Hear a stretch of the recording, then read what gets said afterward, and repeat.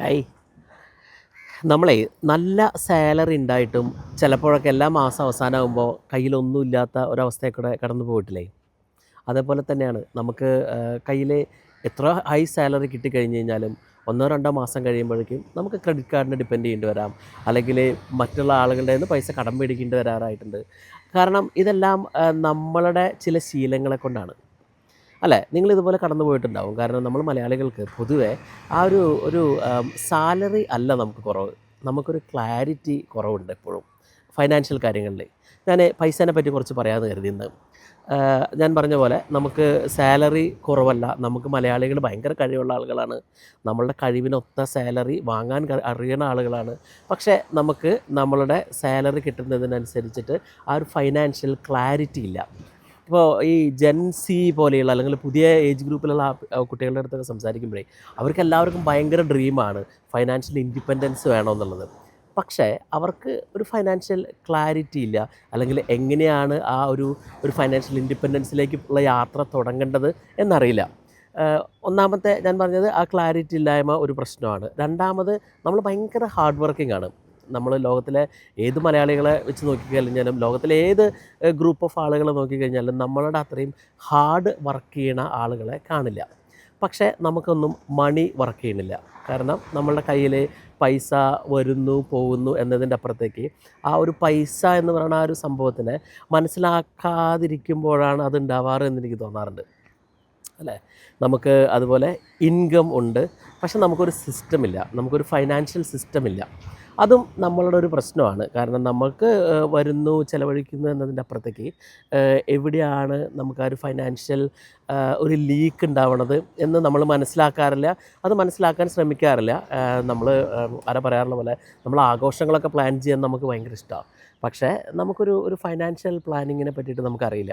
Basic knowledge പോലും അത്യാവശ്യം educated ആയിട്ടുള്ള ആളുകൾക്ക് പോലും അറിയാത്തതായിട്ട് എനിക്ക് ഫീൽ ചെയ്യാറുണ്ട്. കാരണം ഞാൻ എൻ്റെ ഒരു ലാസ്റ്റ് 12 മന്തിൻ്റെ വെരി ഡീപ്പായിട്ടുള്ള കോൺവെർസേഷനിൽ മനസ്സിലാക്കിയിട്ടുള്ള കാര്യങ്ങളാണ്. അവരവരുടെ ജോലീനെ പറ്റി ഒത്തിരി പ്ലാൻ ചെയ്യുന്നു, കരിയറിനെ പറ്റി പ്ലാൻ ചെയ്യുന്നു. പക്ഷേ നമ്മളിതെല്ലാം ചെയ്യണത് ആ ഒരു പൈസ എന്ന് പറയുന്ന ഒരു ആവശ്യത്തിന് വേണ്ടിയിട്ടാണ് എന്ന ഒരു ഒരു ഒരു സത്യം നമ്മൾ മറക്കുകയാണ്. അല്ലേ? അപ്പോൾ എനിക്ക് തോന്നുന്നത് പൈസ നമ്മളുടെ കയ്യിൽ നിൽക്കാത്തതിൻ്റെ മെയിനായിട്ടുള്ളൊരു കാരണം എന്ന് പറയണത് ഈ പറഞ്ഞ 3 കാര്യങ്ങൾ. നമുക്കൊരു ക്ലാരിറ്റി ഇല്ല, നമുക്കൊരു സിസ്റ്റം ഇല്ല, ഒപ്പം തന്നെ നമുക്ക് ആ ഒരു പൈസേനെ പറ്റിയിട്ട് അറിയാനായിട്ട് നമ്മൾ ശ്രമിക്കുന്നില്ല. ഞാനും ഇതുപോലെയുള്ള ഒരു അവസ്ഥയിൽ കൂടെ കടന്നു പോയപ്പോൾ ഒരു 2019 ആണെന്ന് തോന്നുന്നു, 19 20 ഞാൻ ഈ സ്റ്റോറി പലപ്പോഴും പറഞ്ഞിട്ടുണ്ട്. ഇപ്പോൾ ഞാനൊരു വെരി ഹയർ ഇൻകത്തിൽ ജോലി ചെയ്തുകൊണ്ടിരുന്ന ഒരാളായിരുന്നു. അത്യാവശ്യം ഒരു ടോപ്പ് കരിയർ പീക്കിലായിരുന്നു. പക്ഷേ there are some moments in my life actually ഞാൻ റിയലൈസ് ഞാൻ 10 വർഷം ഓസ്ട്രേലിയയിൽ ചെന്നിട്ടാണ് ഞാൻ മനസ്സിലാക്കിയത് എനിക്ക് ഇത്രയും സാലറി ഉണ്ടെങ്കിലും എൻ്റെ ഒരു ഫൈനാൻഷ്യൽ സ്റ്റാറ്റസ് വളരെ പൂറായിരുന്നു, അല്ലെങ്കിൽ ഫൈനാൻഷ്യൽ ലിറ്ററസി വളരെ പൂറായിരുന്നു എന്നുള്ളത്. അപ്പോൾ ഈ 2026 എങ്ങനെ നമുക്കൊരു ഫൈനാൻഷ്യൽ ക്ലാരിറ്റി നേടിയെടുക്കാം എന്നുള്ള ഒരു ആശയമുണ്ടല്ലോ. അത് നമ്മൾ നേടിയെടുക്കാണ്ട് നമ്മൾ എത്രത്തോളം ഹാർഡ് വർക്ക് ചെയ്തിട്ടും എത്രത്തോളം സാലറി കൂട്ടി മേടിച്ചിട്ടും എത്രത്തോളം നമ്മൾ പണിയെടുത്തിട്ടും ഒരു കാര്യമില്ല. കാരണം നമുക്ക് ആ ഒരു ഫൈനാൻഷ്യൽ ക്ലാരിറ്റി ഉണ്ടാവണം. അതായത് ഇപ്പോൾ ഞാൻ എൻ്റെ ഒരു ഫൈനാൻഷ്യൽ ക്ലാരിറ്റി ഉണ്ടാക്കിയത് ഒത്തിരി സമയമെടുത്തിട്ടാണ്. ഞാനത് ഭയങ്കര ബുദ്ധിമുട്ടിയിട്ടായിരുന്നു. കാരണം എനിക്ക് ഒത്തിരി സഫർ ചെയ്യേണ്ടി വന്നു, സ്ട്രഗിൾ ചെയ്യേണ്ടി വന്നു. അത്തരം ആ ഒരു ക്ലാരിറ്റീനെ പറ്റി അറിയാനോ ആ ക്ലാരിറ്റീനെ പറ്റി മനസ്സിലാക്കാനോ ആ ക്ലാരിറ്റി തന്നെ എന്താണെന്ന് മനസ്സിലാക്കാനുമായിട്ട്. അപ്പോൾ നമ്മൾ അത്തരം കാര്യങ്ങൾ മനസ്സിലാക്കി കഴിഞ്ഞ് കഴിഞ്ഞാൽ പിന്നെ നമ്മളുടെ ലൈഫ് നമുക്ക് വേറൊരു രീതിയിൽ നമുക്ക് കൊണ്ടുപോകാൻ പറ്റും. അപ്പോൾ നമുക്ക് പൈസ സ്പെൻഡ് ചെയ്യാണ്ട് നമ്മൾ ഒട്ടും എന്താ പറയുക എക്സ്പെൻസ് ഒന്നും ഇല്ലാണ്ട് സേവ് ചെയ്തിരിക്കുക എന്നുള്ളതല്ല ആ ക്ലാരിറ്റി എന്ന് ഉദ്ദേശിച്ചത്. പക്ഷേ there is a purpose for money, there is a purpose for making money. There should be a purpose, there must be a purpose in celebrating money as well. അപ്പോൾ അതിലേക്ക് ഞാൻ പറഞ്ഞ ആ ഒരു ഫൈനാൻഷ്യൽ ക്ലാരിറ്റിയിലേക്ക് നിങ്ങൾ 2026 ഒരു മെയിൻ ഗോളായിട്ട് സെറ്റ് ചെയ്യണം എന്നാണ് ഞാൻ പറയുന്നത്. അതായത് പൈസ ഉണ്ടാക്കുക എന്നുള്ളതല്ല, അതിൻ്റെ അപ്പുറത്തേക്ക് പൈസ അല്ലെങ്കിൽ പണം എന്ന് പറയുന്ന സാധനം എങ്ങനെയാണ് ഈ ലോകത്ത് വർക്ക് ചെയ്യണത്, എങ്ങനെയാണ് ആ ഒരു ഡിമാൻഡിനനുസരിച്ചും സപ്ലൈക്ക് അനുസരിച്ചും ആ പൈസ സർക്കുലേറ്റ് ചെയ്യണത്, നമ്മുടെ ആ ഒരു ഇക്കോണമി, നമ്മളുടെ ഒരു ഒരു ബേസിക് ഇക്കോണമിക്സിലെ ബേസിക് സാമ്പത്തിക ശാസ്ത്രം എന്നൊക്കെ പറയുന്നത് എങ്ങനെ പൈസ വർക്ക് ചെയ്യണു, ആരാണ് കൂടുതൽ പൈസ ഉണ്ടാക്കുന്നത്, എത്തരം ആളുകളാണ് പൈസ ഇല്ലാത്തത് കൊണ്ട് സഫർ ചെയ്യണത് അല്ലെങ്കിൽ ബുദ്ധിമുട്ടണത്, അത്തരം കാര്യങ്ങളെങ്കിലും ഒബ്സർവ് ചെയ്ത് തുടങ്ങിക്കഴിഞ്ഞ് കഴിഞ്ഞാൽ നമുക്ക് പൈസേനെ പറ്റിയിട്ട് കൂടുതലായിട്ട് മനസ്സിലാക്കാൻ പറ്റും എന്നാണ് ഞാൻ വിശ്വസിക്കുന്നത്. ബേസിക് ഇപ്പോൾ ഒരു മറ്റൊരു കാര്യം കൂടി പറയാൻ പറ്റുവാണെങ്കിൽ, ഇപ്പോൾ ഒരു ബേസിക് അസറ്റ് എന്താണെങ്കിൽ അല്ലെങ്കിൽ ഒരു ബേസിക്കലി നമ്മൾ പറയുന്ന ഒരു ലയബിലിറ്റി എന്താണെന്നുള്ളത് അല്ലേ. ഇപ്പോൾ നമ്മൾ ഇപ്പോൾ ഈ റിച്ച് ഡാഡ് പുവർ ഡാഡ് പോലെയുള്ള പുസ്തകങ്ങളിൽ പറയണ കുറേ സാമ്പത്തികമായിട്ടുള്ള ബേസിക് കാര്യങ്ങളുണ്ട്.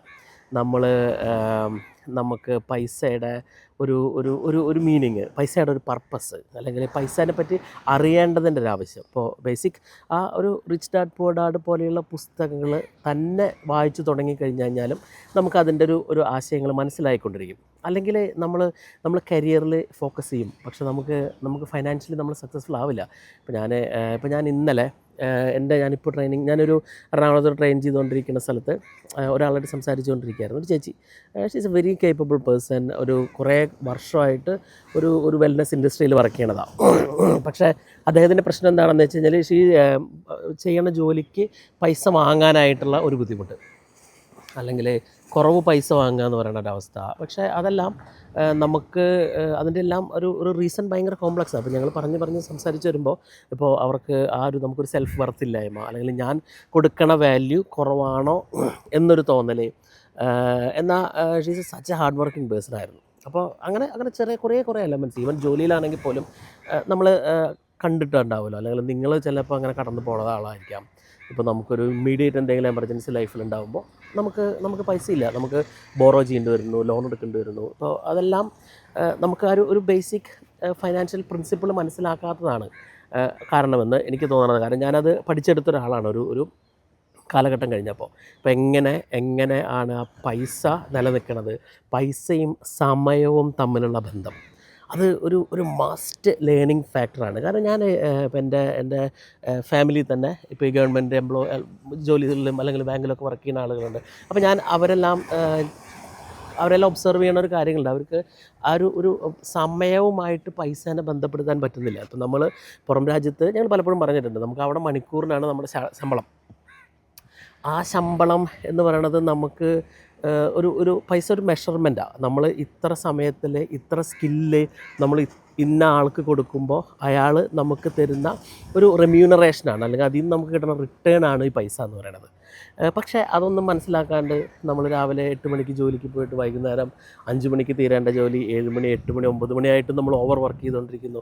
എന്നാൽ അതിനുള്ള ഒരു ഫൈനാൻഷ്യൽ ബെനിഫിറ്റ് മാത്രമല്ല, നമുക്കൊരു സാറ്റിസ്ഫൈങ് ബെനിഫിറ്റ് ഉണ്ടല്ലോ. ഒക്കെ ഞാനൊരു സാധനത്തിൽ കുറച്ച് നേരം അധികം വർക്ക് ചെയ്ത് കഴിഞ്ഞ് കഴിഞ്ഞാൽ എനിക്കൊരു ചിലപ്പോൾ I may be learning some skill. പക്ഷെ അതൊന്നുമില്ല. നമ്മളൊരു കരിയറിൽ ഇവിടുത്തെ നമ്മുടെ നാട്ടിലൊരു സിസ്റ്റം അനുസരിച്ച് ഒരു സമയം കഴിഞ്ഞ് കഴിഞ്ഞാൽ പിന്നെ അതിൽ നമ്മളൊന്നും അച്ചീവ് ചെയ്യുന്നില്ല. അപ്പോൾ അത്തരം കാര്യങ്ങളെ പറ്റിയിട്ട് നിങ്ങൾ ഒബ്സർവ് ചെയ്യാൻ പറ്റുവാണെങ്കിൽ നിങ്ങൾക്ക് ഒരു നല്ലൊരു ഫൈനാൻഷ്യൽ ക്ലാരിറ്റി ഉണ്ടാവാൻ പറ്റും. പക്ഷേ എൻ്റെ ഒരു ഒപ്പീനിയനിൽ നിങ്ങളൊരു നല്ല 4-5 പുസ്തകം വായിച്ചാൽ തന്നെ ആ ഒരു ഫൈനാൻഷ്യൽ ലിറ്ററസി ഇത്തിരി കൂടിയും ക്ലിയർ ആയിട്ട് വരും. ഇപ്പം ഞങ്ങൾ പല വീഡിയോസിന് മുമ്പ് ഈ ഫൈനാൻഷ്യൽ ഡിപ്പെൻഡൻസിനെ പറ്റിയിട്ടും ഫൈനാൻഷ്യൽ ഇൻഡിപെൻഡൻസിനെ പറ്റിയിട്ടും ഫൈനാൻഷ്യൽ ഫ്രീഡത്തിനെ പറ്റിയിട്ടൊക്കെ പറഞ്ഞിട്ടുണ്ട്.